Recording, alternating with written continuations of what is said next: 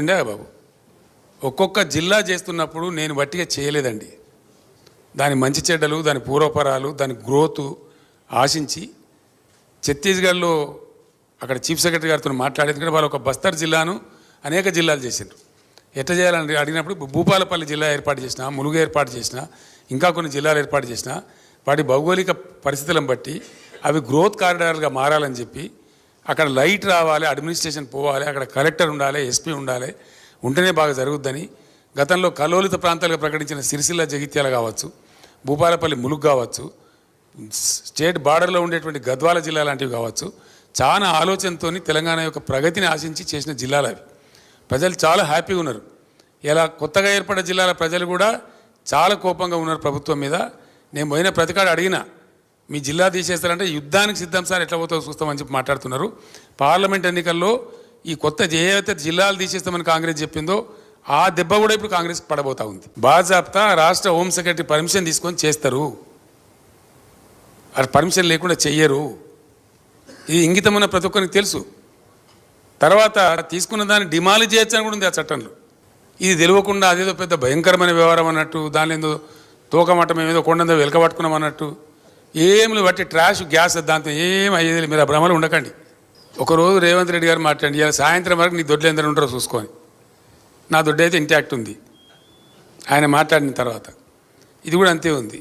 రెండవది, ఈయననే బీజేపీలకు జంపు కొడుతున్నాడని కాంగ్రెస్లోనే చాలా అనుమానాలు ఉన్నాయి డెఫినెట్గా. ఎందుకంటే ఆయన కేసులు కొలిక్కి వస్తున్నాయి. ఓటుకు నోటు కేసు ఏదైతే ఉందో అది భయంకరమైన కేసు, రెడ్ హ్యాండెడ్గా ఆయన పట్టుబడ్డ కేసు. ఆయన తప్పించుకోలేడు కూడా, ఎవరు తప్పించలేరు. కాబట్టి అది మన కింది మీద అయితే ఈయననే బీజేపీలకు జంపు కొడతాడు కేసులు తప్పించుకోవడానికని పెద్ద ప్రచారం ఉంది.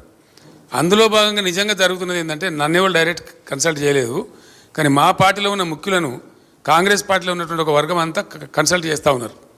కన్సల్ట్ చేయడంగా స్పష్టంగా చెప్తున్నారు సంఖ్యతో సహా, అన్న మేము 26 నుంచి 33 మంది ఎమ్మెల్యేలు రెడీగా ఉన్నాము, మేము కలుస్తాము, ఇద్దరం కలిసి గవర్నమెంట్ ఫామ్ చేద్దామని చెప్తున్నారు. మరి రేవంత్ రెడ్డి తదాస్తు దేవతలు ఉంటారు పైన, మరి అటు నుంచి ఇటు వస్తారో ఇటు నుంచి అటు పోతారో చూద్దాం ఏం జరగబోద్దు. ఇక సీఎం రేవంత్ రెడ్డికి ఆయన నోటికి మొక్కాలి. ఆయన ఏం చెప్తాడో అసలు ఆయనకి ఏమైనా తెలుస్తుందా తెలియదా నాకైతే అర్థమవుతలేదు.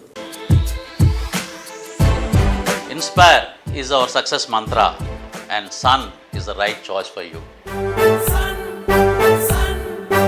సార్, భాష విషయంలో మనము దేని విషయం అండి? భాష మీరు మాట్లాడే భాష నేను మంచిగా మాట్లాడుతున్నా కదా. భాష విషయంలో సంయమనం పాటించాలంటే మనం ఒక పెద్ద మనుషుల ఒప్పందం చేసుకుందామని నిన్న సీఎం ప్రతిపాదన పెట్టింది సార్. ఈ సీఎమా? ఈ సీఎమే సార్. అంటే దయాలు వేదాలు వలించినట్టున్నది. నిన్న నైట్ దయాలు వేదాలు వలించినట్టుందండి అది. ఏ ఊరికో తావుల దేవుళ్ళ మీద ఒట్లు పెట్టడం. ఇక నేను చెప్పిన కేసీఆర్ను తిట్లు, దేవుళ్ళ మీద ఒట్లు, ఈ రెండు తప్ప ఇంకో కార్యక్రమం లేకుండా పోయింది. జనరల్గా కేసీఆర్ని టైగర్ అంటారు మా వాళ్ళు, మా పార్టీ వాళ్ళు కానీ ప్రజలు కానీ అంటారు పులి అంటారు. పులిని బోన్లో వేస్తాం, చెర్లపల్లి జైల్లో వేస్తాం, మేము చెర్లపల్లి జైల్లో డబుల్ బెడ్రూమ్ ఇల్లు కట్టిస్తాం. నా మీద చాలా చండాలంగా దురుసుగా మాట్లాడి ఒక దుర్మార్గమైన పద్ధతిలో దుర్భాషలు ఆడడం ఎందుకు ఎత్తారని నాకు అర్థం కాదు. ఏం కారణం? నా మీద దుర్భాషలు మాట్లాడి నువ్వు సాధించేది ఏంది? ఏం తెలంగాణ 2014-15లో 1,24,000 కోట్ల పర్ క్యాపిటా ఉంటే, 1,24,000 రూపాయలు ఉంటే పర్ క్యాపిటా 3,13,000 తీసుకొని పోయినాం మేము. అది కేసీఆర్ చేసిన తప్ప. ఇండియాలో నంబర్ 1 పర్ క్యాపిటా తెలంగాణ. దేశంలో తెలంగాణను అధమస్థ స్థాయి నుంచి నంబర్ 1 తీసుడు తప్ప. అట్లనే తెలంగాణ జిఎస్డిపి 4,17 లక్షలు ఉంటే 2014-15లో 24కి వచ్చేటప్పటికి 14.5 lakhs crores తీసుకొని పోయినాం. అద్భుతమైన గ్రోత్. అసలు జిఎస్డిపి గ్రోత్లో దేశ సగటు కంటే చాలా ఎక్కువ, మల్టిపుల్ గ్రోత్. తప్ప దానికోసం కేసీఆర్ని దుర్భాషలాడన్నా, కేసీఆర్ నిందించన్నా? What it is. అదేవిధంగా అన్ని రంగాలకు 24 గంటల నిరంతర నాణ్యమైన విద్యుత్ ఇచ్చిన ఒకే రాష్ట్రంగా తెలంగాణ తీర్చిదిద్దిండు కేసీఆర్. అందరికి తెలిసింది, ప్రజలు అనుభవించినది, ప్రజల అనుభవంలో ఉన్న ముచ్చట, స్టోరీ కాదు. దానికోసం దుర్భాషలాడన్నా? వ్యవసాయానికి 24 గంటల ఉచిత కరెంట్ ఇచ్చిన ఒకే ఒక్క రాష్ట్రం తెలంగాణ. రైతులకు మీటర్లు పెట్టమని మోడీ చెప్తే 25,000 కోట్లు కట్ చేసినా కూడా తల దించకుండా నేను మోటార్లు పెట్టలే, వాళ్ళకి నడిపినాం, వాళ్ళకి కాపాడినాం. దానికోసం కేసీఆర్ని దుర్భాషలాడన్నా? దేనికోసం దుర్భాషలాడాలా? దేనికోసం నిందించాలి కేసీఆర్ను? వడ్ల ఉత్పత్తిలో పంజాబ్ను తలదన్ని అగ్రగామి రాష్ట్రంగా నిలబెట్టినందుక దేనికోసం తలదన్నాలా, ఎందుకోసం తలదన్నాలా? అత్యధిక పచ్చదనంలో 7% పెంచిరని చెప్పి సెంట్రల్ ఆ గ్రీన్ అథారిటీ వాళ్ళు అవార్డు ఇచ్చిన తెలంగాణకు, ఎన్నో అవార్డులు వచ్చినాయి. దానికోసం కింది మించేయన్న. సంక్షేమంలో దేశంలో నంబర్ 1 రాష్ట్రంగా తీర్చిదిద్దడానికి కింది మించేయన్న. దేనికోసం చేయాలా?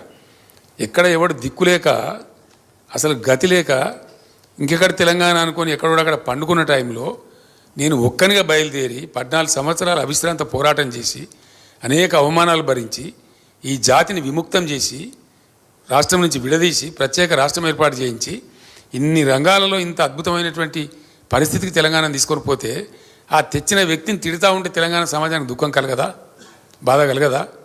గుండెలో తడినోనికి, తెలంగాణ మేధావికి, తెలంగాణ అస్తిత్వం పట్ల ఆరాటం ఉన్న వాళ్ళకు బాధ కలుగుతుంది కదా సహజంగానే. అది కూడా ఒక పెద్ద భయంకరమైన వాళ్ళే కొనుక్కున్నారు. ఇట్లా చాలా చాలా ర్యాంక్స్ అండి, నేను చెప్తే ఒక 100 ఉన్నాయి. Health survival index, world happiness index, ఎన్నో వాటిల్లో తెలంగాణ ఎన్నిట్లలోనూ ఉంది. రైతు బంధు లాంటిది అయితే జెండర్ ఈక్విటీ ఇండెక్స్ కావచ్చు, డెమోక్రసీ ఇండెక్స్ కావచ్చు, హ్యూమన్ డెవలప్మెంట్ ఇండెక్స్ కావచ్చు. అసలు దేశ సగటు మాకు ఎక్కడ లేదు, మేము అందరంత దూరం పోయినాం. ఏ రాష్ట్రం కూడా మాకు సమీపంలో లేకుండే. ఇవన్నీ కూడా చేసినాం. ఇవన్నీ చేసిన కేసీఆర్ని పట్టుకొని అడగోలు మాటలు మాట్లాడి, దుర్భాషలాడి, కించపరుస్తామని వాళ్ళ సమయాన్ని వృధా చేసి పాలసీ ఫార్మేషన్ టైం వెచ్చించకుండా ఇవన్నీ చేస్తే ప్రజలకు తప్పకుండా బాధ కలిగింది. ఆ ఆగ్రహం ఇప్పుడు వీళ్ళు చవి చూడబోతూ ఉన్నారు. మేము ఆశ్చర్యపడుతున్నాం, ప్రజలు ఆశ్చర్యపడుతున్నాం. చివరికి ప్రజలు చాలా పెద్ద భయంకరమైనటువంటి కోపం మీద ఉన్నారు. 3-4 స్టెప్స్ అండి. ఒకటి రైతు బంధు ఆగం చేసినారు, పెట్టుబడి సాయం ఇవ్వలేదు. నేను అన్ని సభలలో ఓపెన్గా అడిగిన, చాటుకు అడగలేదు రూమ్లో. రైతు బంధు అందరికీ వచ్చిందంటే రాలేదు అని ప్రజలు మొత్తుకోవడం మీరందరూ కూడా టీవీలలో చూసుంటారు బహుశా. చాలా భయంకరంగా ప్రజలలో ఆగ్రహం తెచ్చింది. కరెంటు పోవడం అనేది 2వ ఆగ్రహం తెచ్చింది. మోటార్లు గాలిపోయి పంటలు ఎండిపోవడం 3వ ఆగ్రహం తెచ్చింది. అదేవిధంగా వీళ్ళు చెప్పింది ఏంది, కేసీఆర్ గారు 10,000 ఇస్తున్నారు, మేము 15,000 ఇస్తామన్నారు. కనీసం ఆ 10,000 కూడా వేయలే. ఆ 10,000 వేసిందంటే అది కూడా వేయలే, అది కూడా వేయలేకపోయినారు. కారణం ఏందో ప్రభుత్వానికి తెలియాలి, వాళ్ళ గొప్ప మేధావితనం ఏందో, మరి దాని సంగతి ఏందో నాకు తెలియలే, నాకు అర్థం కాలే. కానీ ఇప్పుడు డెఫినెట్గా ప్రజల యొక్క కోపానికి గురిగాక తప్పదు. రైట్ను ఇప్పుడు ఈ గంట కూడా నడుస్తున్న చరిత్ర. మేము ధాన్యాన్ని ఎట్లా కొన్నామంటే, మొలక వచ్చిన బియ్యం ఖరాబ్ అయిపోతుందని తెలిసినా సరే రైతులను ఎందుకు అధైర్యపరచాలని చెప్పి తడిచిపోయిన ధాన్యం మొత్తం కొన్నాం. ఒక పిడికడి ధాన్యం కూడా లేకుండా కొన్నాం. కొన్న ధాన్యానికి డబ్బులు కూడా బ్రహ్మాండంగా మినిమం సపోర్ట్ ప్రైస్ ఖచ్చితంగా వాళ్ళకి వచ్చే విధంగా బ్యాంకుల్లో వేసినాం. డైరెక్ట్ వెళ్ళిపోయి వాళ్ళ బ్యాంకుల్లో పడేది. అది ఒక పెద్ద భయంకరంగా తయారు చేసినారు వీళ్ళు. సివిల్ సప్లైస్ కార్పొరేషన్ ఉంటుంది, దాన్ని ఏం పెద్ద వీళ్ళు బ్రహ్మ పదార్థం చేసేయలేదు, కొత్త కనిపెట్టే అవసరం లేదు. నేను అందుకే మొట్టమొదటి నా క్యాప్షన్ ఏం చెప్పినా అంటే, చక్కగా నడుస్తున్న వ్యవస్థలను కూడా నడవకుండా చేయటమే ఇప్పుడు కాంగ్రెస్ మీద ప్రజల ఆగ్రహానికి కారణం. మంచిగా జరిగినటువంటి ప్రజల అనుభవంలో ఉన్నటువంటి 1 నెల 2 నెలలు కాదు, ఏండ్ల తరబడి ప్రజల అనుభవంలో ఉన్నటువంటి విషయాలు అవి రివర్స్ కావడం, ఇప్పుడు ప్రజలు రివర్స్ కావడానికి కారణమైంది. తప్పకుండా ఆ ధాన్యం కొనుగోలు కూడా చక్కగా జరుగుతలేదు. Welcome to the world of opportunities where dreams meet reality.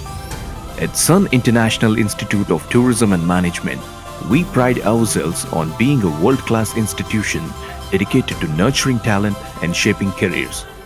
Sun International, Hyderabad, Visakhapatnam.